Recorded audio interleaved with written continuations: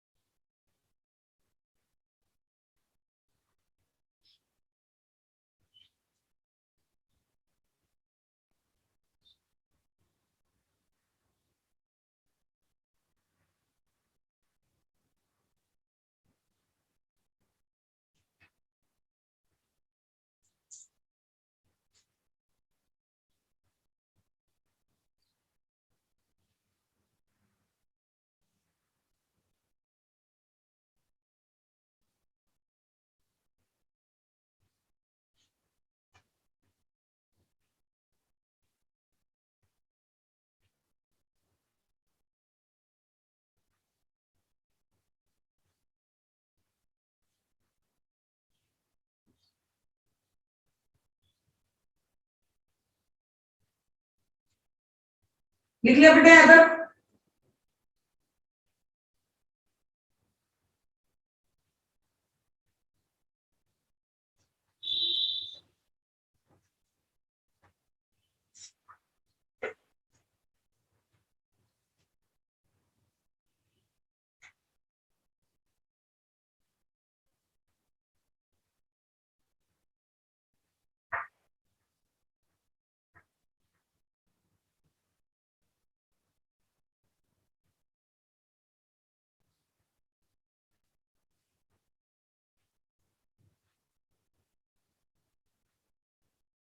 चले प्रोडक्ट भी बना लिए।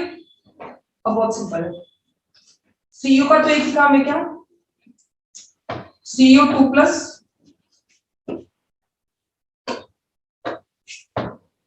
CO2 प्लस प्लस 1 इलेक्ट्रॉन में कन्वर्ट होगा।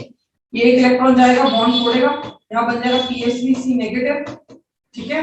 और अगर ऐसे देखा जाए कि आगे क्या होगा, तो आगे CuI2 बनता है, ठीक है, वो बनते जाते हैं ऐसे, डोंट वरी, वो बनते जाएंगे प्रोडक्ट से, ठीक है। वो Cu2 प्लस और 2 I नेगेटिव के साथ प्रोडक्ट बना लेंगे जब टूटते जाएंगे। फिर हमको अभी इसमें कोई इंटरेस्ट नहीं है कैसे बन रहा है, Cu नेगेटिव बन रहा है और चाहो तो इधर I नेगेटिव बना दो, वो तो कंप्लीट रिएक्शन में क्या कर रहे हैं, सॉरी PHCC फ्री रेडिकल बन रहा है, इधर चाहो तो I नेगेटिव ही लिख लो और वो कंप्लीट रिएक्शन कैसे होती है आगे जाके। इधर भी Cu प्लस लिया, ये किस में जाएगा, Cu2 प्लस प्लस एक इलेक्ट्रॉन में, एक इलेक्ट्रॉन फिर से इधर इस बॉन्ड में जाकर अटैक करेगा और ये N2 है, वर्ल्ड का बेस्ट लिविंग ग्रुप निकलने को तैयार है, इसको तो कोई 2 इलेक्ट्रॉन लेने से रोक ही नहीं सकता है, वो तो वैसे भी निकलेगा। आप मेटल दो या मेटल ना दो वो तो निकलेगा, वो तो मेटल देकर आपने रेट ऑफ रिएक्शन बढ़ा दिया, फटाफट निकल जाएगा। यहाँ पे क्या बनेगा, PH free radical plus N2, दोनों इलेक्ट्रॉन लेकर बाहर, इधर Fe2 प्लस, ये किसमें कन्वर्ट होगा, Fe3 प्लस प्लस 1 इलेक्ट्रॉन में, ये एक इलेक्ट्रॉन किधर जाके अटैक करेगा, इधर HOH के वीक बॉन्ड पर, एक तरफ 2 इलेक्ट्रॉन जाएंगे, एक तरफ एक बनेगा HO free radical plus HO negative, इस तरह, ठीक है। This is by using metal और मेटल आयंस।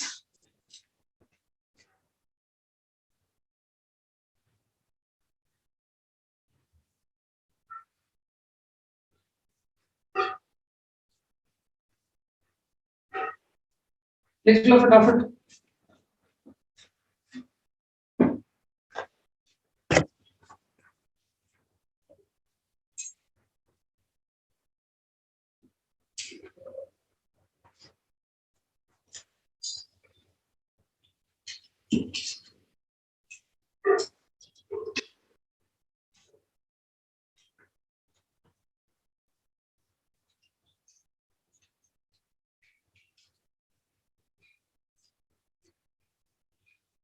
स्क्रीनशॉट लेना है तो स्क्रीनशॉट ले लो, फिर मैं आगे प्रूफ कर रही हूँ। मेटल का तो एक ही काम होता है, इलेक्ट्रॉन देना, और उसी के इलेक्ट्रॉन देने से ही रेडिकल बनता है।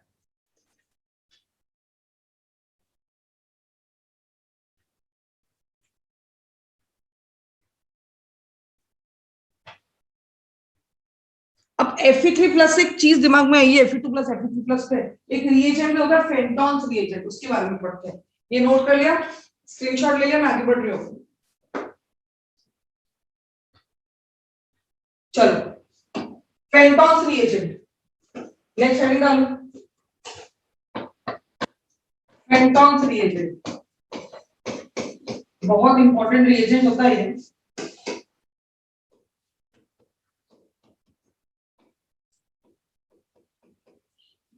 Actually, reagent is FeSO4 with H2O2.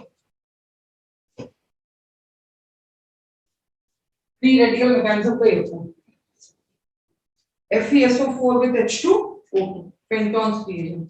इसका मैकेनिज्म से समझते हैं कि क्या होता है। हेडिंग डालो,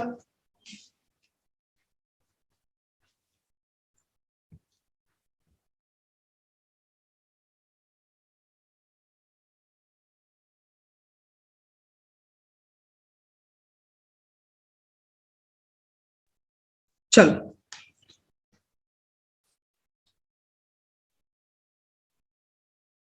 अब सबसे पहले तो इसको फेंटोन्स रिएजेंट को लेंगे, सबसे रिएक्शन में पार्टिसिपेट कराने के लिए। FeSO4 सबसे पहले इसमें टूट जाएगा Fe2 प्लस और SO4 डाइनेगेटिव, Fe2 प्लस और SO4 डाइनेगेटिव। ये Fe2 प्लस क्या करेगा,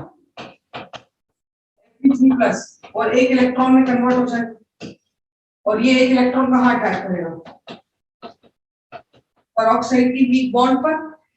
और जैसे वो एक इलेक्ट्रॉन पेरोक्साइड की वीक बॉन्ड पर अटैक करेगा, मेरे पास एक तरफ आ जाएगा HO फ्री रेडिकल और एक तरफ आ जाएगा OH नेगेटिव। आ गया। तो फाइनली जब हम फेंटॉन्स रिएजेंट को किसी रिएक्शन में यूज करते हैं तो हमारे पास फाइनली मतलब होते हैं ना एक रिएजेंट क्या हो जाते हैं, व्हाट आर द रिएजेंट्स, क्या बच गए, Fe3+ SO4 डाइनेगेटिव, HO free radical और OH नेगेटिव। ध्यान से देखो ये चारों बच गए।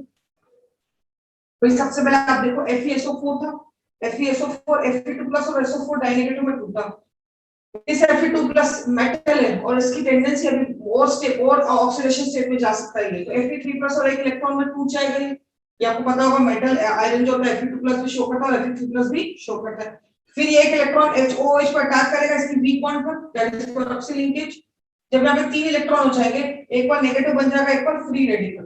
फाइनल में देखोगे तो एक आपके पास Fe3+ बच गया, एक आपके पास SO4 डाइनेगेटिव, एक HO फ्री रेडिकल, एक OH नेगेटिव। मतलब जो FeSO4 H2O आपने लिया था वो आपके पास इन सब पे कन्वर्ट हो गया। पहले आप एक बार ये देख लो, समझ लो एक बार।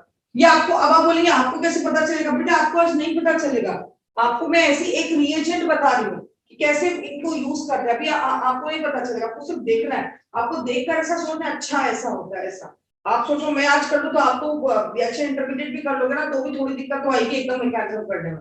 इट विल टेक टाइम, बहुत प्रैक्टिस लगती है। ठीक है, अभी तो मैंने ऐसे बताया कि देखो फेंटॉन्स रिएजेंट होता है। एक्चुअली फेंटॉन्स रिएजेंट को किसी भी चैप्टर में कहीं पर भी नहीं पढ़ाते, कोई हेडिंग नहीं है ये कि फेंटॉन, वो लिख देंगे कहीं पर भी FeSO4 H2O और वो मान के चलेंगे कि आपको आता है इसमें क्या करना है। ठीक है, पर ठीक है हम अलग से हेडिंग से पढ़ लेते हैं उसको। ठीक है, तो बेसिकली मैं आपको समझाने की कोशिश कर रही हूँ कि FeSO4 और H2O के साथ क्या होता है, कैसे वो टूटते हैं, बाइफरकेट होते हैं। ये इस तरीके से उनका बाइफरकेशन होता है। अब जब हम किसी रिएक्शन में यूज करते हैं, रिएक्शन करके देखते हैं। मान लो मैंने आपको बोला कि C double bond O CHOH Me, ये मैंने आपको रिएजेंट दिया, सॉरी मैंने सबस्ट्रेट दिया और इस पर मैंने FeSO4 H2O2 से रिएक्ट कराया और मैंने बोला कि फाइंड प्रोडक्ट। अब ये यहाँ पे आप जो भी आपका प्रोडक्ट है पूरा पूरा वो बता दो, मैंने रिएक्शन आपको बोली। ठीक है, मैंने बोला फाइंड द प्रोडक्ट। आपने FeSO4 H2O2 को देखा, आप ये बात समझ गए कि इसमें FeSO4 है मेटल है, Fe2+ SO4 डाइनेगेटिव में टूटेगा, ये Fe2+ further Fe3+ E negative में जाएगा, ये इलेक्ट्रॉन नेगेटिव पेरोक्सी लिंकेज पर अटैक करेगा, उसको HO free radical OH negative में तोड़ेगा। फाइनली मेरे पास ये बच जाएगा। ये आपके मन में चल गई वाली कोई बात। अब जब हम इसका क्या कहते हैं रिएक्शन का प्रोडक्ट बनाएंगे, तो product banana is not in organic chemistry में रख लो इसका प्रोडक्ट बनेगा, पॉसिबल ही नहीं है। तो इस रिएजेंट में तुमको बता दूंगी कि जब ये रिएजेंट यूज करते हैं ना तो कितने अलग-अलग तरह के अलग-अलग कंपाउंड प्रोडक्ट बन जाते हैं। रटने का कोई मतलब ही नहीं है, क्योंकि आप इसके लिए रटोगे या हर कंपाउंड के लिए रटोगे। कंपाउंड से मेरा अल्कोहल होता है, एसिड होता है, ईस्टर होता है, एल्डिहाइड होता है। हर रिएक्शन, हर रिएजेंट, हर कंपाउंड के लिए याद नहीं किया जा सकता कि क्या प्रोडक्ट बनेगा। आपको मैकेनिज्म ही समझना पड़ेगा कि हाउ दे वर्क, ताकि कोई भी आपको कंपाउंड दे आपको मैकेनिज्म खुद ही प्लॉट करना आना चाहिए। जैसे इंटीग्रेशन करते हैं, डिफरेंशिएशन करते हैं या कोई भी मैथ्स का क्वेश्चन करते हैं तो कैसे स्टेप बाय स्टेप हम सॉल्व करते हैं, ऐसा क्वेश्चन आए तो ऐसा करना इस तरीके से, वैसे ही सेम यहाँ पे होता है। We should know step by step everything. ठीक है, तो हम मैकेनिज्म लिखते हैं।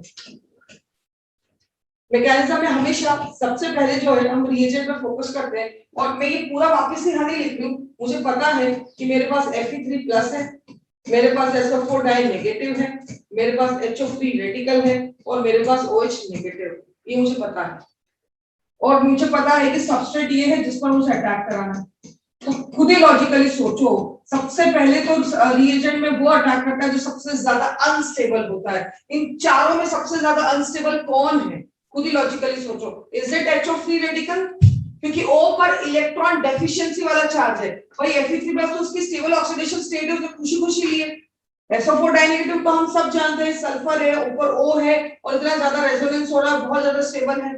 अब बचा HO फ्री रेडिकल और OH नेगेटिव।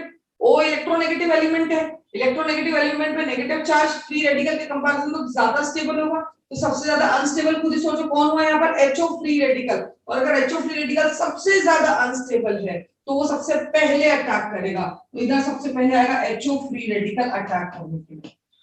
ये तो आपने ये डिसाइड किया कि कौन सबसे पहले आएगा अटैक करने के लिए। अब जो सबसे पहले आएगा अटैक करने के लिए वो सबसे पहले क्या निकालेगा, सबसे पहले देखो जनरली कोई भी इलेक्ट्रॉन डेफिशिएंट ग्रुप होता है या कोई भी नेगेटिव चार्ज होता है, उनकी टेंडेंसी होती है सिस्टम से H निकालने की, एसिडिक H निकालने के लिए, वो H निकालने की जो इलेक्ट्रॉन डेफिशिएंट सेंटर पर अटैच्ड हो, या वो H निकालने के लिए जो इजीली अवेलेबल हो और जिसके निकलने से सिस्टम को सबसे कम दिक्कत हो। अभी मैं कोने कोने के H निकालूंगी तो मुझे बहुत ज्यादा एनर्जी लग जाएगी, क्योंकि CH3 CH3 का H जो होगा इतनी आसानी से नहीं निकलता है और इतनी एनर्जी मेरे पास है नहीं। अब मेरे पास ऑप्शन बचती है ये दोनों H पे, या तो ये या तो ये वाला H अगर निकाला फ्री रेडिकल मैकेनिज्म पे तो यहाँ पे ऑक्सीजन पर फिर फ्री रेडिकल आ जाएगा, और इलेक्ट्रॉन डेफिशिएंसी चार्ज ऑक्सीजन पे उतना स्टेबल नहीं है, हमारे को यही वाला H निकालना पड़ेगा नीचे वाला, because we don't have any option, हमें यही वाला H निकालना पड़ेगा क्योंकि इसके अलावा मेरे पास कोई ऑप्शन नहीं है। अगर मैं ऊपर वाला H फ्री रेडिकल से निकालते को फ्री रेडिकल से निकालेंगे तो एक इलेक्ट्रॉन इधर एक इलेक्ट्रॉन इधर जाएगा, अगर मैं ऊपर वाला H निकालती हूँ O फ्री रेडिकल बन जाएगा, वो अनस्टेबल होता है इसलिए वो वाला H नहीं निकलेगा, नीचे वाला H निकलेगा। ठीक है, तो ये बन गया Me C double bond O C OH, इधर आ गया free radical single bond Me, yes आ गया। ठीक है, अभी कोई ऐसा स्टेप बाय स्टेप होती है, ये नहीं होता फटाफट होती है मैकेनिज्म। अब नेक्स्ट, अच्छा प्लस वाटर बन गया, ये तो आप समझ गए भाई, OH फ्री रेडिकल ने H निकाला ना तो वाटर बन गया, वाटर बाहर हो गया। ठीक है, आप यहाँ भी वाटर लिख सकते हो, यहाँ भी माइनस वाटर करके लिख सकते हो, एक ही बात है। नेक्स्ट स्टेप में आप कौन आएगा, OH नेगेटिव, क्योंकि इसका तो यूज हो गया। अब बचे ये तीन, 1 2 और 3, इन तीनों में ज्यादा अनस्टेबल कौन है, OH नेगेटिव। ये तो स्टेबल ऑक्सीडेशन स्टेट है, इसमें तो रेजोनेंस हो रहा है, OH नेगेटिव बचा, वो आएगा और वो क्या निकाल के ले जाएगा, एसिडिक H। वो कौन सा H निकाल के ले जाएगा, OH नेगेटिव, इसका H निकाल के ले जाएगा। द रीजन, क्योंकि अब वो पे कौन सा चार्ज आएगा, नेगेटिव चार्ज। अब negative charge is comparatively stable, अब इजीली वो वाला H निकल जाएगा।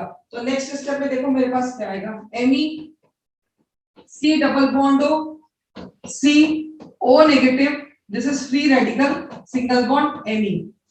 इसको अभी तो मैं नहीं सिखा रही हूँ, पर ऐसे नाम तो लिख सकती हूँ, मैं सिखा रही हूँ। It is called as anionic free radical, इसको हम अभी रिएक्शंस में सीखेंगे। It is called as anionic free radical, और ये पता है आपको बहुत स्टेबल होता है। स्टेबल, बहुत स्टेबिलिटी समझते हैं आप क्या मतलब है? स्टेबिलिटी मतलब ये नहीं है कि दुनिया की सबसे बड़ी चीज मिल गई बस आप खुश हो गए। स्टेबल मतलब भाई किसी पे अगर मान लीजिए कोई 50 लाख की उधारी है, 2-4 लाख भी अगर उतार देते तो उनको लगता है चलो थोड़ा रिलैक्स हो, चलो 2-4 लाख तो कम है, वैसी वाली स्टेबिलिटी। आप स्टेबिलिटी मतलब ये ना समझ जाए कि कोई बहुत बस अब तो रिएक्शन करने की जरूरत ही नहीं, जब स्टेबल है तो क्या है। स्टेबल तो हमेशा क्या होते हैं, स्टेबल हमेशा नॉन पोलर कंपाउंड होते हैं। अभी इनमें चार्जेस है, they are not stable, but हाँ OH नेगेटिव के प्रेजेंस में H निकलने के बाद जब O नेगेटिव मिला तो वो कंपैरेटिवली स्टेबल हो गया OH नेगेटिव के प्रेजेंस में। ठीक है भाई, अब उसको बेटर फील हो रहा है। ठीक है, यहाँ पर मेरे पास क्या आया था, प्लस वाटर। और एनायनिक फ्री रेडिकल क्यों स्टेबल है ये आप भी सोच सकते हैं। भैया ऑक्सीजन पे नेगेटिव चार्ज है, कार्बन पे फ्री रेडिकल है, ये इलेक्ट्रॉन डेफिशिएंसी का चार्ज है, इलेक्ट्रॉन रिच का चार्ज है, आसपास स्टेबल हो जाएंगे ना। एक के पास बहुत ज्यादा और एक के पास बहुत कम है तो स्टेबल हो गए ना आसपास, कोई दिक्कत नहीं है, समझ रहे हैं। अब नेक्स्ट स्टेप में कौन आएगा, Fe3+ और SO4 डाइनेगेटिव बचे, उन दोनों में से ज्यादा अनस्टेबल कौन है, Fe3+, क्यों कोई रेजोनेंस नहीं हो रहा है। Fe3+ आएगा और बोलेगा मैंने गलती से अपना इलेक्ट्रॉन दे दिया था, मुझे वापस से मेरा इलेक्ट्रॉन दे दो, क्योंकि मैं तो SO4 डाइनेगेटिव के साथ बॉन्ड बना के वापस से न्यूट्रल बन जाता हूँ। Fe3+ सोचेगा कि मैंने अपना इलेक्ट्रॉन दिया था, उसी कारण से ये सब माथा बच्ची शुरू हुई थी, तो मुझे अपना इलेक्ट्रॉन वापस दे दो। अब ये कंपाउंड देता भाई कहां से दे, अब तो पूरी रिएक्शन हो गई, अब तो कुछ बचा नहीं है हमारे पास। तो Fe3+ आएगा और बोलेगा मुझे मेरा इलेक्ट्रॉन वापस दे दो। तो ये आया Fe3+ अपना इलेक्ट्रॉन लेने के लिए, और वो लेकर भी चला जाएगा, उसको कोई मतलब नहीं उसकी दुबरी कहानी से। Fe2+ क्या मतलब, एक इलेक्ट्रॉन लेकर चला गया, समझिए ना, Fe2+ बाहर हुआ अभी सिस्टम से, तो वो एक इलेक्ट्रॉन कहां से लेके जाएगा, यहाँ का लेके जाएगा। देखो जरा, अगर ये Fe3+ देखना जरा ध्यान से, ये वाला एक इलेक्ट्रॉन लेकर जाता है फ्री रेडिकल वाला, तो यहाँ पर पॉजिटिव चार्ज आ जाएगा। भाई कार्बन पर अगर फ्री रेडिकल है और वो फ्री रेडिकल कोई लेकर चला जाए तो अब वहां पे पॉजिटिव चार्ज आ जाएगा। अगर कोई इलेक्ट्रॉन दे देता वहां पे तो कौन सा चार्ज आता है, नेगेटिव, पेयरिंग हो जाती ना वहां पे तो नेगेटिव। लेकिन अगर कोई लेकर चला गया तो वहां पे क्या आ जाएगा, पॉजिटिव चार्ज, और ये पॉजिटिव और ये नेगेटिव आपस में क्या बना लेंगे बेटा, बॉन्ड।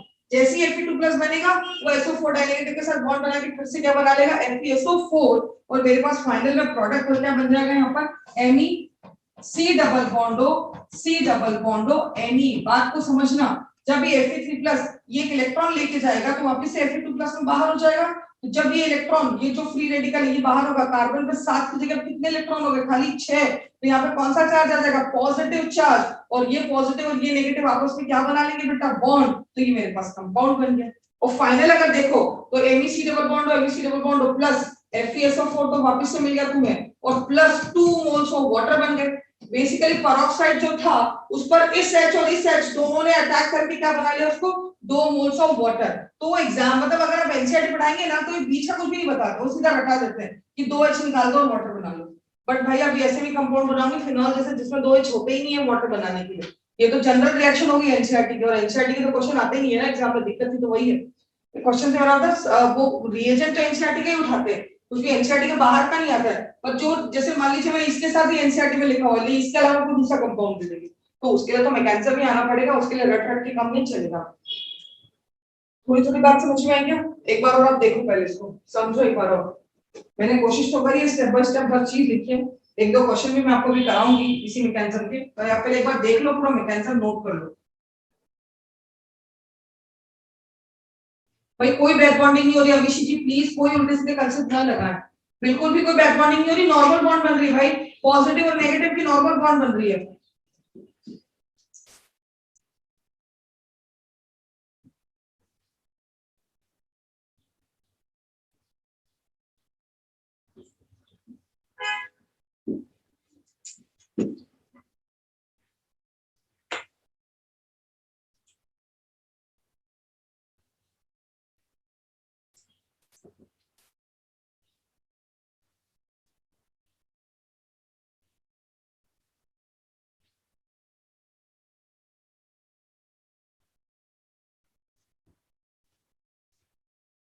मैकेनिज्म के लीस्ट होने वाला लास्ट स्टेप बोला होगा, एक बार लिखो ना, एक बार समझो ना खुद से, अभी तो लिखकर बैठी हूं मैं, कनक पाटिल नहीं खुद से समझो एक बार, मैं बार बार एक ही चीज थोड़ी समझाऊंगी, अभी मैं लिख कर ही बैठी हूँ, तुम अपने घुटनों को भी तो थोड़ा स्ट्रेस दो बेटा, ऐसे क्या कर रहे हो, पूरा मेरे पे डिपेंडेंट चल रहा हो, इतनी अच्छे से पूरा बताया मैंने, खुद सोचने की कोशिश करो, 50 बार बता दूंगी मैं भी, तो भी तुम्हारी मदद नहीं हो पाएगी। सारांश नियम चुपचाप देखो जो लिखा है, मैसेज मत करो मेरे को, कोई व्हाट्सएप मत करो, मैं व्हाट्सएप देखूंगी भी नहीं।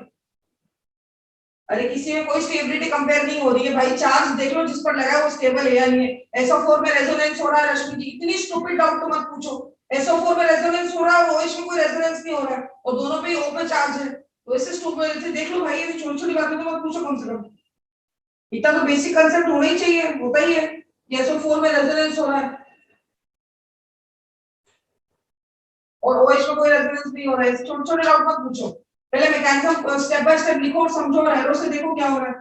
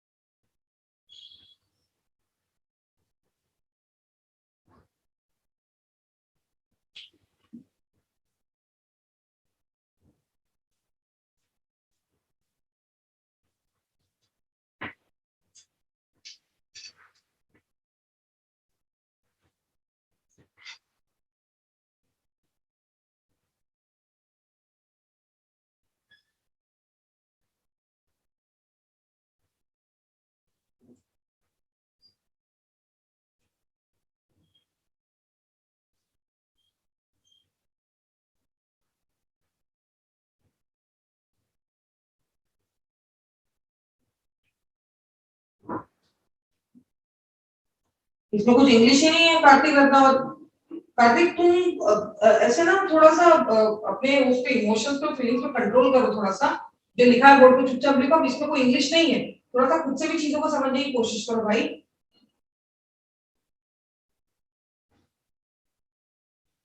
हाँ, एट दी एंड लिख दिया मैंने 2H2, छोटी छोटी बातें मत लिखो, अपना टाइम मत वेस्ट करो व्हाट्सएप पे। इतना ऑफलाइन क्लास में तो मैं बोलने ही नहीं देती हूँ।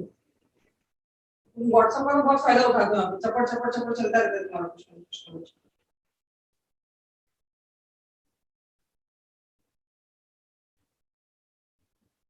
लिख लिया? चलो एक तो क्वेश्चन मैं देती हूँ, कोशिश करो करने की, कर लोगे? पूरा मैकेनिज्म के साथ करना बस। क्या हो रहा है तुम्हारे सबसे सोचो, पूरे मैकेनिज्म के साथ करना, आराम से प्रोडक्ट बनेगा। ठीक है? ऐसा कैसा पूरा मैकेनिज्म के साथ करना। चलो एक तो स्क्रीनशॉट ले लो, क्योंकि अभी जैसे मैं क्वेश्चन दूंगी ना, मैम लिखा ही नहीं, मैम ये नहीं हुआ, मैम प्लीज वेट, मैम ये मैम वो, ये चलो ये स्क्रीनशॉट ले लो तुम, फिर मैं आगे बढ़ रही हूँ इसको।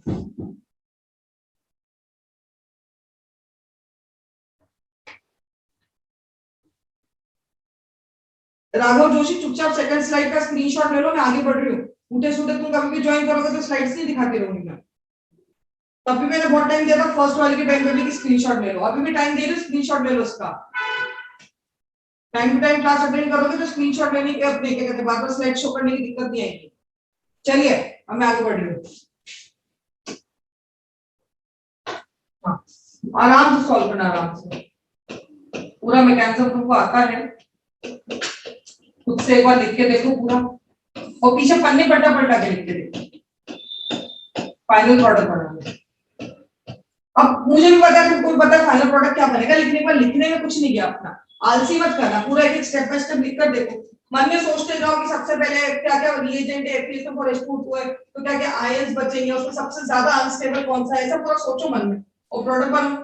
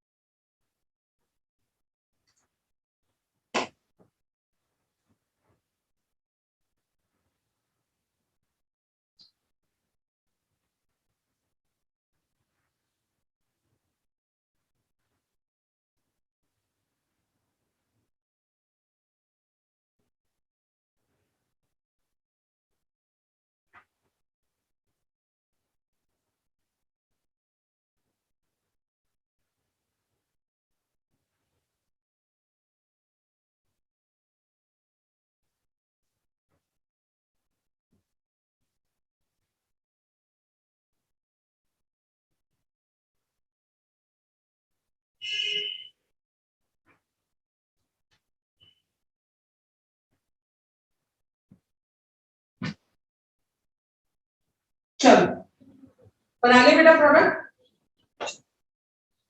अगेन मैकेनिज्म से करोगे पूरा। सबसे पहली स्टेप, सबसे पहले तो आपको देखना है कौन कौन से इसमें अपने क्या कहते हैं आयंस होंगे रिएक्ट करने के लिए। एक हो जाएगा Fe3+, एक हो जाएगा SO4 डाइनेगेटिव, एक हो जाएगा OH फ्री रेडिकल, एक हो जाएगा OH नेगेटिव। हमेशा ऐसे ही सोचते हैं कि सबसे पहले अटैक कौन करेगा, सबसे पहले कौन अटैक करेगा जो सबसे ज्यादा अनस्टेबल होगा, तो OH फ्री रेडिकल होगा। OH फ्री रेडिकल इधर वाला H निकाल के ले जाएगा, बनाया नहीं है पर ले जाएगा। डबल बॉन्ड हो OH, इधर आ गया फ्री रेडिकल। नेक्स्ट स्टेप में आएगा OH नेगेटिव, इधर वाला H निकाल के ले जाएगा। तो नेक्स्ट स्टेप में ये मेरे पास आ गया डबल बॉन्ड O,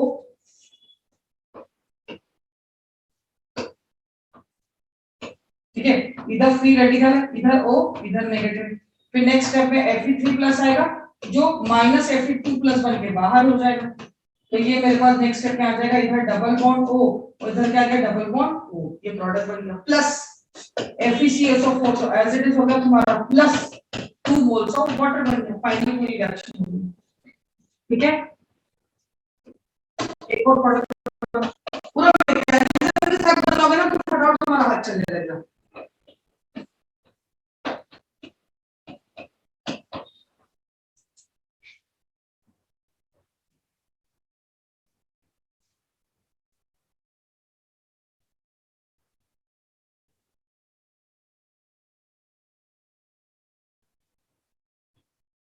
देखो प्रोडक्ट इतना इंपॉर्टेंट नहीं आ रहे हैं, उससे ज्यादा इंपॉर्टेंट ये बात है कि आप पूरा लिख सकते हो नहीं लिख सकते हो।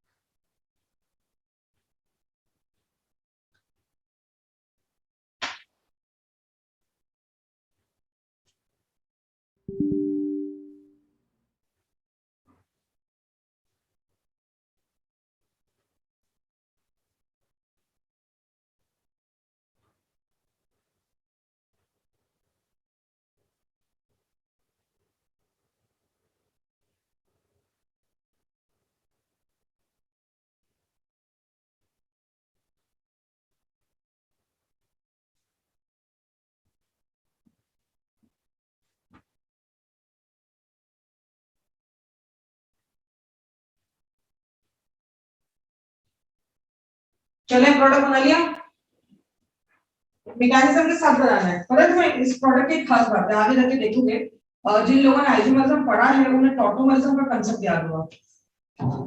जब आप प्रोडक्ट बनाते हैं या ये वाला बनाते हैं, ये इस तरह का आपने प्रोडक्ट बनाया होगा, अगर आपको अगर याद हो टॉटोमरिज्म होता है, बाय टॉटोमरिज्म आप बोल सकते हो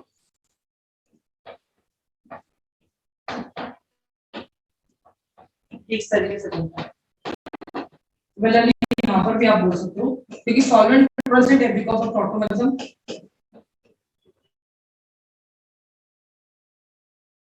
टॉटोमरिज्म अगर याद नहीं याद तो दिमाग में क्या तुम ये प्रोडक्ट बना दो, और वो आगे जिनको पता है, जिन्होंने आइसोमरिज्म पढ़ा है सिंसियरली, उनको पता होगा कि टॉटोमरिज्म होता है इस तरीके से। ठीक है ना, तो कभी भी प्रोडक्ट ये नहीं करते तो हाईली अनस्टेबल है, ऑक्सीजन ऑक्सीजन लोग का रिपेल करेगी आपस में, हमने अभी कल ही बात करी थी, तो हाईली अनस्टेबल प्रोडक्ट है तो बनेगा ही नहीं, वो तो इस तरीके से टॉटोमरिक फॉर्म में एग्जिस्ट करते हैं। ठीक है, अगेन मैकेनिज्म तुमने ड्रॉ किया ही होगा। अगर ये फिर से FeSO4H2O2 हो तो तुम्हें पता है रिएजेंट्स क्या क्या है। ठीक है ना, अब HO फ्री रेडिकल आएगा, इधर वाला H निकाल के मिल जाएगा, ठीक है, तो नेक्स्ट स्टेप में ये ऐसा बनेगा, डबल बॉन्ड हो OH और इधर फ्री रेडिकल। ठीक है, फिर नेक्स्ट स्टेप में OH नेगेटिव आएगा, इधर का H निकाल के ले जाएगा।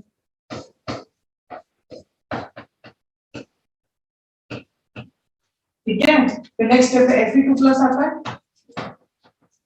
सॉरी Fe3+ आता है, जो Fe2+ बन के बाहर हो जाता है, तो यहां से फ्री रेडिकल निकल जाएगा, पॉजिटिव चार्ज आएगा, पॉजिटिव नेगेटिव बॉन्ड बना लेंगे, प्रोडक्ट मिल जाएगा। ठीक, अब हर बार हमेशा यही कंपाउंड आएगा ऐसा जरूरी तो नहीं है, कभी कभी कंपाउंड अजीबोगरीब चेंज भी आ जाता है। अब आपको कई बार सोचना पड़ता है कि क्या हो रहा है, इस पॉइंट ऑफ व्यू से एक मैं देती हूँ बस आपको एक, अभी ज्यादा आपके साथ नहीं खेलूंगी, दिक्कत आ जाएगी, बट स्टिल अगर मान लीजिए मैंने इस कंपाउंड की जगह बेंजीन दिया होता, आपको बेंजीन दिया होता विद FeSO4H2O2, आयंस तो सारे आपको पता है, अब आप क्या करेंगे, क्या सोचेंगे, क्या प्रोडक्ट बनेगा, कैसे रिएक्शन आगे बढ़ेगी, सोचना पड़ेगा ना आपको, सोचो जरा। अब क्या होगा देखो जरा, सोचो।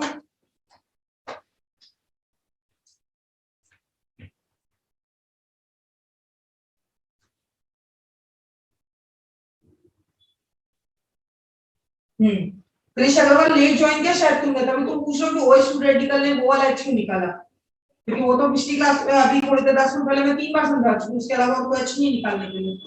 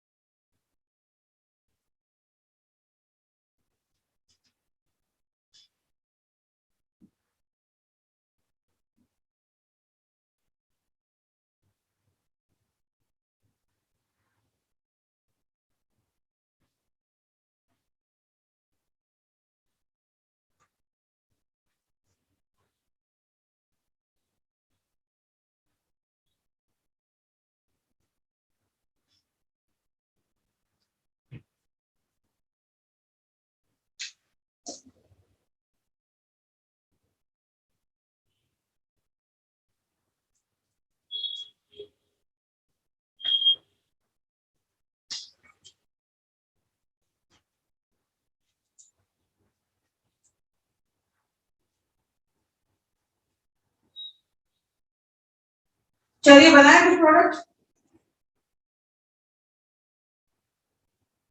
शेड्यूल करेक्ट आंसर तुम्हारा।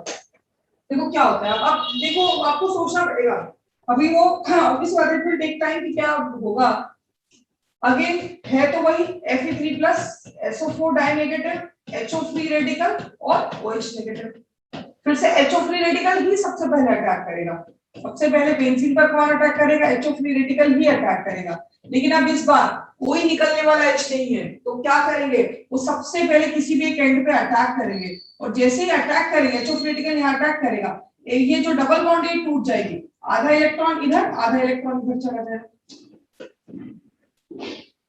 भाई इधर अटैक करेगा HO फ्री रेडिकल, तो जब इधर अटैक करेगा आधा इलेक्ट्रॉन इधर चला जाएगा, इस तरीके से आधा इलेक्ट्रॉन इधर, मतलब एक इलेक्ट्रॉन इधर एक इलेक्ट्रॉन इधर, बॉन्ड टूट जाएगी, तो ये मेरे पास इस तरीके से बनेगा, देखो OH और इधर का क्या फ्री रेडिकल। अब जैसे आप बोलेंगे H क्यों नहीं निकला, तो ये कॉन्सेप्ट होता है, बेंजीन के H एसिडिक होते ही नहीं, वो कभी भी नहीं निकलते, वो कभी भी नहीं निकलेंगे अनटिल अनलेस को बहुत स्ट्रॉन्ग एसिड आपका यूज कर लो, और वो स्पेशल होते हैं, वो हम आगे जाके पढ़ेंगे, पर फिलहाल बेंजीन के H नहीं निकलते, चाहे जो हो जाए, आप उसकी बॉन्ड तोड़ सकते हो पर H नहीं निकाल सकते हो, ठीक है, ये HO फ्री रेडिकल आया। नेक्स्ट स्टेप अगेन वही तुम्हारा OH नेगेटिव, और क्या निकाल के ले जाएगा इस एसिडिक H को, दिख रहा है तुम्हें? OH नेगेटिव क्या निकाल के ले जाएगा, इस एसिडिक H को निकाल कर ले जाएगा, और तो कोई ऑप्शन ही नहीं, और कोई ऑप्शन दिख रहा है, तो वहां पे क्या बन जाएगा,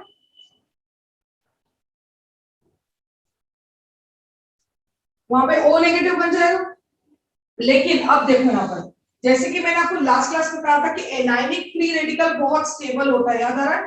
तो इसका H निकाल के नेगेटिव चार्ज बना भी दिया कभी तो रिएक्शन यहाँ पे एंड कर जाएगी, हमारे पास कोई प्रोडक्ट नहीं बनेगा। लेकिन अगर यहाँ का H निकालते हैं, यहाँ का H, तो बनने वाला देखो ये H निकला कभी, यहाँ पे भी तो H है, तो ये क्या बन जाएगा, देखो दिस फ्री रेडिकल OH और इधर नेगेटिव, और ये नेगेटिव चार्ज क्या है, बहुत ज्यादा स्टेबल है, तो फ्री रेडिकल के साथ में दूसरा कॉन्जुगेशन में भी है। तो this is what, this is anionic free radical. FeSO4H2 में हमेशा ध्यान रखना है एनायनिक फ्री रेडिकल बनता है, और एनायनिक फ्री रेडिकल क्या होता है, स्टेबल, तो H निकाल के भेजेंगे, Fe3+ आएगा और फिर से अपना एक इलेक्ट्रॉन लेके चला जाएगा, तो यहाँ पर कौन सा चार्ज आ जाएगा, पॉजिटिव, और ये पॉजिटिव नेगेटिव फिर से बॉन्ड बना लेंगे, और फाइनल प्रोडक्ट क्या बन गया मेरे पास यहाँ पर, phenol. Phenol is the final product. लेकिन अभी आपको देखो समझ में नहीं आएगा, अभी आप मुझसे डाउट पूछ के अपना टाइम वेस्ट करेंगे कि ऐसा क्यों हुआ वैसा क्यों हुआ, ये बड़ा सिंपल मैकेनिज्म है, विद टाइम आप खुद ही लिख लोगे, मतलब आपको खुद ही समझ में आ जाएगा कि ऐसा क्यों हुआ। जब बार बार देखोगे ना कि कौन किस पर कब कहाँ अटैक करता है, मैंने तो बस आपको आइडिया दिया है कि देखो इस तरह की भी रिएक्शन होती है। और ये दिक्कत होती है कि हम याद भी कर लेना कभी किसमें डबल बॉन्ड बनेगा, लेकिन क्या करें, बेंजीन के साथ रिएक्ट कराने देंगे तो वहां तो कोई डबल बॉन्ड बन नहीं रहा है, आप दिक्कत में पड़ जाओगे।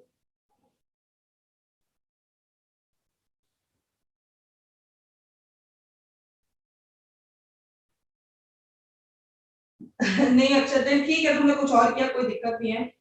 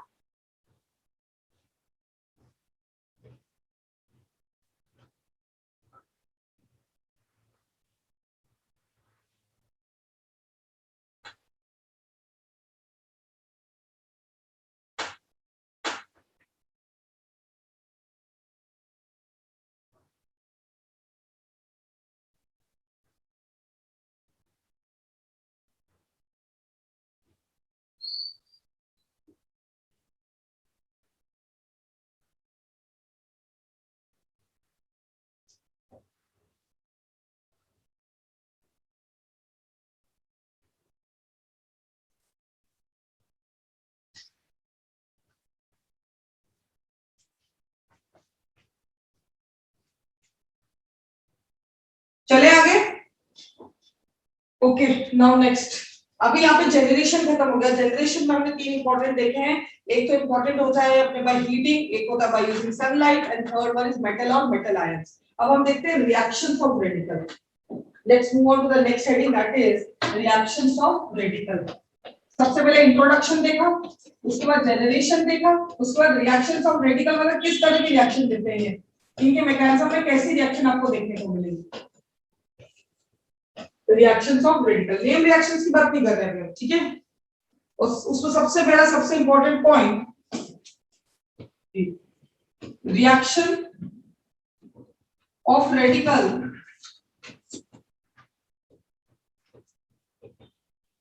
Are performed in non polar solvent और gaseous medium. Non polar solvent और गैसियस मीडियम, ये बात हम पहली बात कर चुके हैं कि जितनी भी रेडिकल रिएक्शंस होती है वो नॉन पोलर सॉल्वेंट में होती है, गैसियस मीडियम में होती है, एंड समटाइम्स, बहुत rarely, sometimes in polar aprotic solvents. ये जो हमने फेंटॉन्स रिएजेंट देखा था ना, इसमें फ्री रेडिकल बनता ही नहीं है, इसमें इंटरमीडिएट एनायनिक फ्री रेडिकल होता है। इसलिए आप ऐसा मत सोचिएगा कि आपने तो H2SO4 में रिएक्शन करा दी, जो थोड़े पढ़े लिखे बच्चे होते हैं समझते हैं कि H2SO4 मतलब पोलर प्रोटिक सॉल्वेंट। क्यों? क्योंकि इसमें ऑक्सीजन पे इलेक्ट्रोनेगेटिव एटम अटैच्ड है, तो वो बोलते हैं फिर उसमें कैसे हो गई, तो वो समझाना पड़ता है बेटा इंटरमीडिएट फ्री रेडिकल है ही नहीं, मतलब इंटरमीडिएट एनायनिक फ्री रेडिकल है, नेगेटिव चार्ज बन रहा है, तो वो चलता है, वो बन जाता है, उसको कोई दिक्कत नहीं होती है। ठीक है, हम लोग जब फ्री रेडिकल रिएक्शन पढ़ेंगे तो उसमें प्योरली इंटरमीडिएट फ्री रेडिकल ही होता है। Sometimes in polar protic solvent कभी-कभी एसीटोन बेंजीन में भी रिएक्शन हो जाती है, इसकी फ्री रेडिकल की, तो वो भी हम देखेंगे, लेकिन मेनली किसमें होती है, गैसियस मीडियम और नॉन पोलर सॉल्वेंट। ठीक है, सबसे पहले टाइप की रिएक्शन जो ये देते हैं, इट इज कॉम्बिनेशन रिएक्शन। सबसे पहले कौन सी रिएक्शन देते हैं, कॉम्बिनेशन रिएक्शन। कॉम्बिनेशन मतलब कंबाइन करना, जब एक फ्री रेडिकल दूसरे फ्री रेडिकल को देखता है तो एकदम से कंबाइन कर लेता है, उनको कोई एक्टिवेशन एनर्जी नहीं लगती है बॉन्ड बनाने के लिए, समझ रहे हैं। अगर एक फ्री रेडिकल दूसरे फ्री रेडिकल के सामने आता है तो फटाक से चिपक जाते हैं, फटाफट बॉन्ड बना लेते हैं, क्योंकि वो हाईली अनस्टेबल होते हैं, रिएक्टिव होते हैं, तो उसको हम बोलते हैं दे डाइमराइज,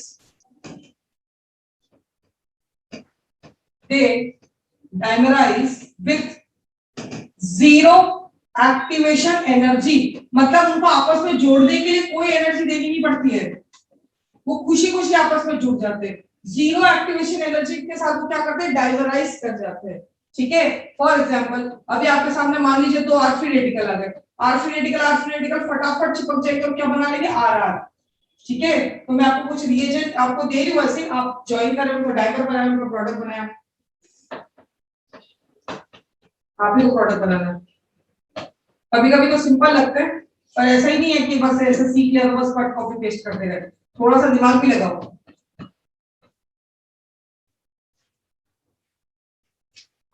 अब यार इसमें तो थोड़ी सी आइसोमर्सम आई नहीं, मतलब मैं रोक नहीं सकती,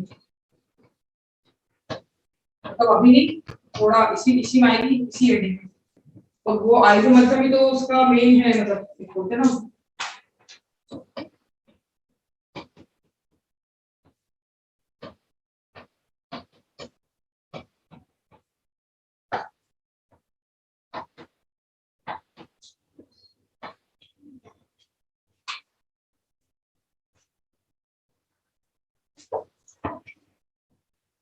चलो पहले इतने करो, फिर मैं आगे का क्वेश्चन पूछूं, थोड़ा सा आइसोमर्सम पता होगा, अभी इतना तो करो चलो।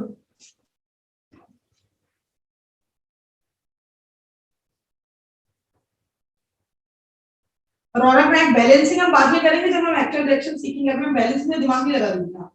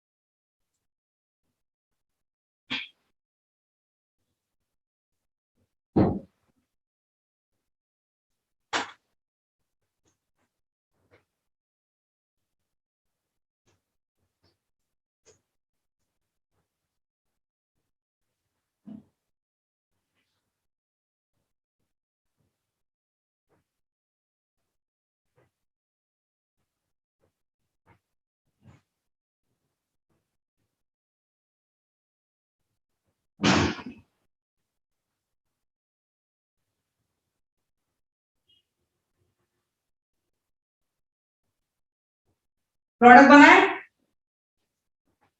सिंपल है, अभी तो सिंपल है। यहाँ लिखोगे आप RCl, यहाँ लिखोगे आप क्लोरीन क्लोरीन, यहाँ लिखोगे आप MEME, यहाँ लिखोगे आप EPET, एक प्रोडक्ट बनाने ज्वाइन करना है। यहाँ लिखोगे आप MECl, ETBr, आयोडीन, क्लोरीन। लेकिन अब जब ये क्लोरीन लगा है तो ये आइडिया होगा कि ये कार्बन कायरल कार्बन है, ये वाला कायरल कार्बन समझते हैं, जिसके चारों वैलेंसी अलग अलग हो, इतना तो याद ही होगा। कायरल कार्बन तो याद ही होगा, वो कार्बन एटम जिसकी चारों वैलेंसी अलग अलग है, सबको याद है एक बात, ठीक है ना। तो ध्यान से देखो इस कार्बन को, इस कार्बन को ध्यान से देखो, एक एमी है, एक ईटी है, एक क्लोरीन है, एक हाइड्रोजन है, चारों वैलेंसी अलग अलग है, तो ये कार्बन कायरल है। जैसे क्लोरीन लगा एक कायरल हो गया, तो कायरल बोलने के पीछे इंटेंशन क्या है कि यहाँ शब्दों का एक एक प्रोडक्ट ही बना है, लेकिन यहाँ पे कितने प्रोडक्ट बने, 2 प्रोडक्ट्स, ये 2 प्रोडक्ट बने हैं। RS कॉन्फ़िगरेशन, की सारी चीजें थोड़ी थोड़ी नाम से तो याद ही होगी कि कार्बन अगर कायरल है तो कितने प्रोडक्ट बने बेटा, 2 प्रोडक्ट्स बने हैं, ठीक है, दोनों प्रोडक्ट्स। अभी जो दोनों प्रोडक्ट्स है ओवरऑल अगर बात करें तो ओवरऑल एक आपका R है, एक आपका S है, ओवरऑल ऑप्टिकली एक्टिव है इनएक्टिव है, ऑप्टिकली इनएक्टिव, क्योंकि जितना पॉजिटिव है उतना ही नेगेटिव है, ऑप्टिकली इनएक्टिव। और ये दोनों प्रोडक्ट कैसे होंगे, इनैंशियोमर्स होंगे, इनैंशियोमर वर्ड भी सुना हुआ होगा, इनैंशियोमर्स मिरर इमेज होते हैं ना, एक कायरल कार्बन वाले कंपाउंड हमेशा इनैंशियोमर्स से बनते हैं, मिरर इमेज होते हैं एक दूसरे की। इनैंशियोमर्स हो गए, 2 प्रोडक्ट बनेंगे, optically inactive, overall optically inactive है क्योंकि जितना प्लस है उतना ही माइनस है, ठीक है। और इसको एक और वर्ड बोलते हैं रेसिमिक मिक्सचर, रेसिमिक मिक्सचर भी एक वर्ड यूज करते हैं इनैंशियोमर से ऑप्टिकली इनएक्टिव प्रोडक्ट के लिए, रेसिमिक मिक्सचर, ठीक है। या आप समझ के होंगे ये वाला कार्बन क्या है, कायरल है, this carbon is not, it is chiral carbon, chiral, उसको ऐसे स्टार लगा के शो करते हैं वो, कायरल कार्बन। इतनी सारी बातें सुनी सुनाई होगी तुम्हारे, अब प्लीज मेरे को व्हाट्सएप मत करने बैठ जाना ये तो नहीं सुना, ये तो हमने कभी नहीं पढ़ा, वो मेरी गलती नहीं है, ठीक है। आपने नहीं पढ़ा, टाइम भी आपको इतना टाइम दिया था, आप आए भी थे 3 महीने, तब भी आपको बहुत टाइम तक टाइम दिया था कि कंप्लीट कर लो, दिक्कत आएगी। तो मुझे अपनी दुख भरी दास्तान बिल्कुल भी मत सुनाना, मैं बिल्कुल भी इंटरेस्टेड नहीं हूँ सुनने में। लाइट गई है, कांट है, फिर बस लाइट जाती है ये कभी भी, तब जाती है, मतलब जाना नहीं चाहिए यहाँ पर। चलिए कोई दिक्कत नहीं, हाँ अब स्क्रीनशॉट तो लिया नहीं होगा आपने, ले लिया हो तो अच्छी बात है, देखती हूँ कभी आया तो पुराने पेजेस में।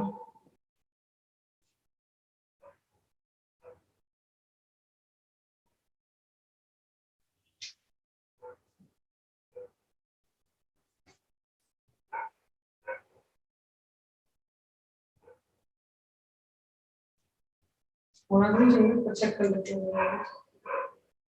चलिए मैं एक बार फाइनल कार्बन वाला बस ड्रॉ कर देती हूँ, बाकी तो सिंपल है, बाकी तो आपने सीधे बना ही दिया होगा।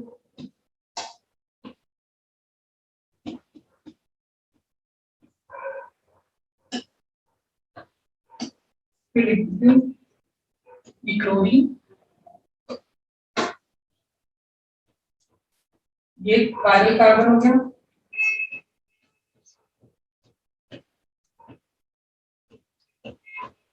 ठीक है। और इसको क्या क्या बोल सकते हैं, इसको हम बोल सकते हैं 2 प्रोडक्ट बनेंगे, ओवरऑल प्रोडक्ट्स क्या होंगे बेटा, ऑप्टिकली इनएक्टिव, ऑप्टिकली इनएक्टिव के बाद इनको क्या बोल सकते हैं हम, इनैंशियोमर्स, इनैंशियोमर्स के बाद इनको क्या बोल सकते हैं हम, तो कहते हैं रेसिमिक मिक्सचर भी बोल सकते हैं, ये दोनों प्रोडक्ट रेसिमिक मिक्सचर होंगे, ये सारी बातें बोल सकते हैं इसके बारे में।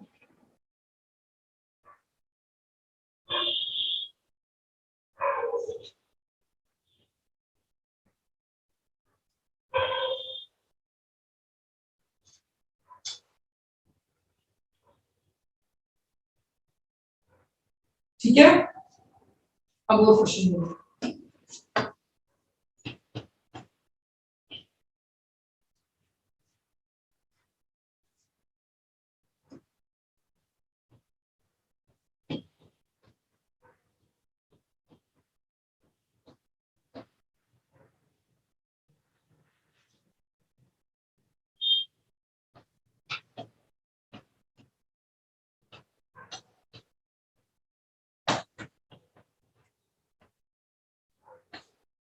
चलो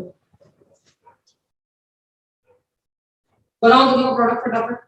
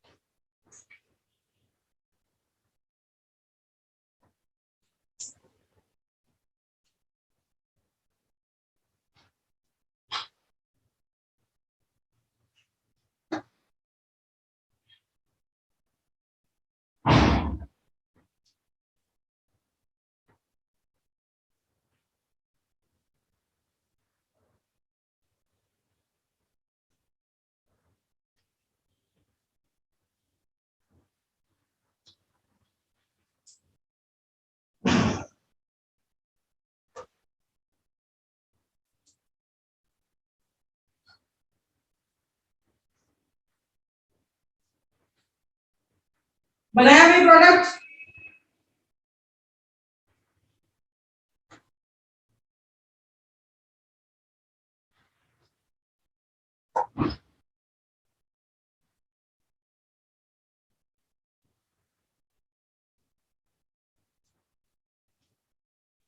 चलिए आगे बढ़ते हैं।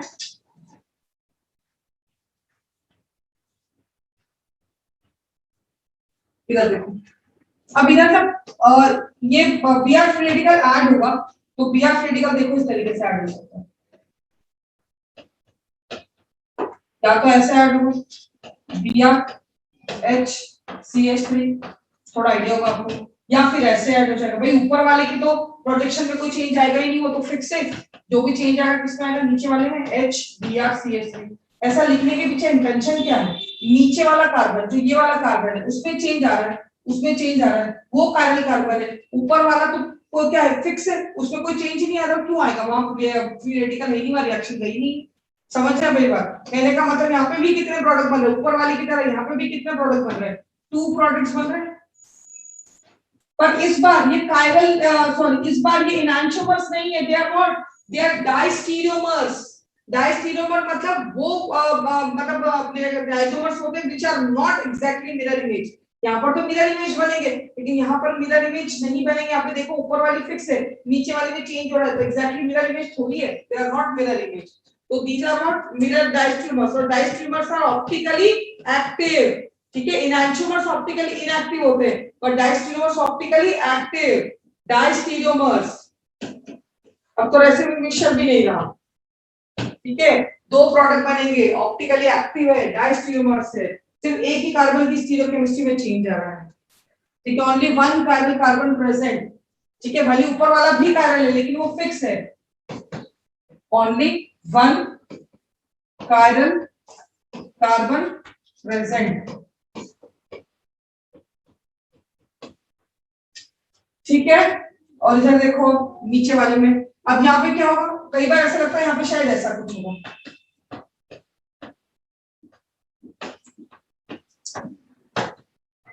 यहाँ पे कुछ होगा, इन दोनों के बीच में बॉन्ड बनेगी, इन दोनों के बीच में, लेकिन ये गलत है, ऐसा नहीं होगा। क्यों, क्योंकि intramolecular reactions are faster than intermolecular reaction. अगर कंपाउंड के अंदर ही अंदर 2 रेडिकल हैं तो वो आपस में ही बॉन्ड बना लेंगे, वो किसके पास क्यों जाएंगे बॉन्ड बनाने के लिए। समझ आ मेरी बात। तो प्रोडक्ट यहाँ पे कैसा बनेगा, CH2 double bond CH2, and intramolecular reactions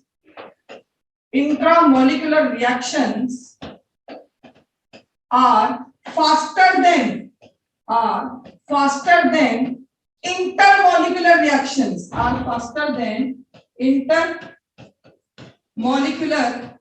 reactions, up to formation of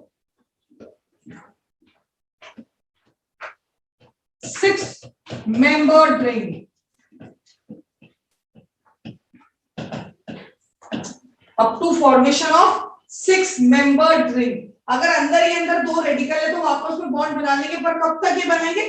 जब तक 6 मेंबर रिंग बन रही है। अगर 6 से ज्यादा मेंबर रिंग बन रही है तो हम नहीं बना सकते हैं उस केस में, तब हमको किसी और से अटैच करवाना पड़ेगा। समझ रहे हैं मेरी बात? अगर देखो यहाँ पे 2 रेडिकल है या एक कार्बन के, अभी मैं दूंगी बहुत सारे क्वेश्चन, अगर अंदर ही अंदर 6 मेंबर तक की रिंग बन रही है, 2 रेडिकल प्रेजेंट है, तो वो वाली रिएक्शन फास्टर होगी देन जिसकी किसी और से जाके बॉन्ड बनाने से।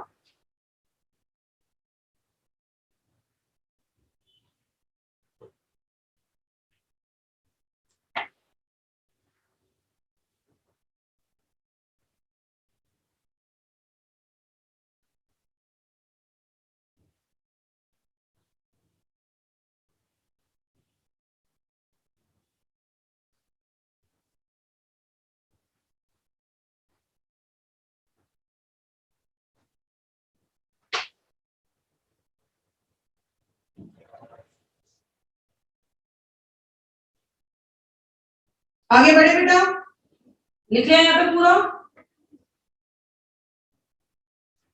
नहीं, साइक्लोब्यूटेन बनता ही नहीं, हाइड्रोजन माइनर मेजर कुछ भी नहीं होता है, बनता ही नहीं है, इंट्रामॉलिक्यूलर रिएक्शंस ही होती है। ठीक है, चलो कल इंट्रा इसी के क्वेश्चंस आगे कंटिन्यू करेंगे, कल यहीं से कंटिन्यू करेंगे, अभी तो बहुत सारे क्वेश्चन करना बाकी है इसमें। ठीक है, छोटी छोटी चीजें थ्योरी के थ्रू या क्वेश्चंस के थ्रू ही समझना पड़ता है। ठीक है, तो कल हम इंट्रामॉलिक्यूलर रिएक्शंस के क्वेश्चन प्रैक्टिस करेंगे। आपको स्क्रीनशॉट लेना, आप स्क्रीनशॉट ले लो, क्योंकि मैं लेक्चर को एंड कर रही हूँ, मेरी नेक्स्ट क्लास है इसके, आई मीन आप लोग ही है खैर। हाँ चलो, स्क्रीनशॉट ले लिया, मैं लेक्चर एंड कर रही हूँ। Recording